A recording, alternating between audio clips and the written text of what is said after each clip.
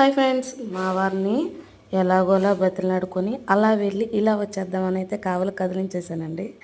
దారిలో నన్ను తిట్టించడానికి కాకపోతే దారిలో వర్షం పట్టుకుందండి. ఇంకా వర్షం పడుతున్నా కాడి నుంచి మా ఆయన నన్ను తిడుతూనే ఉన్నాడు. శుభ్రంగా ఇంట్లో ఉండేదానికి తీసుకొచ్చావు, ఇట్లా వర్షంలో తడుపుతా ఉన్నావు అని. ఎలాగోలాగా వర్షం అయితే పెద్దదైపోయిందండి. అయితే టోల్గేట్ దగ్గర కొన్ని బండ్లు అయితే ఆగితే మేము కూడా అక్కడే ఆపుకున్నాం. అక్కడ ఆపకూడదు, సెన్సార్లు ఇవి ఉంటాయని వాళ్ళు తిడుతూ ఉన్నారనమాట. ఎలాగోలాగా వర్షం తగ్గిన తర్వాత కావలికైతే చేరుకున్నామండి.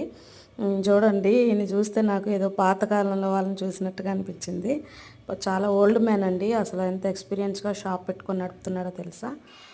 తర్వాత ఆ పని అయిపోయిన తర్వాత అయితే మన మిషన్కి చిన్న రిపేర్ ఉంటే దాన్ని చేయించుకొని అయితే వచ్చామండి.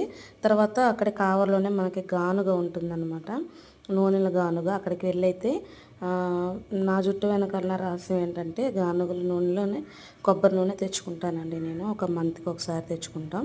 అలా ఒక పావు కేజీ అయితే తీసుకున్నాను. అలాగే వేరుశనగ నూనె కూడా 1 కేజీ కట్టించుకున్నానండి. తర్వాత వేరుశనగపప్పు కూడా కొంచెం కట్టించుకొని ఆ బండి మీద వస్తా కొంచెం కొంచెం తింటూ వచ్చాము.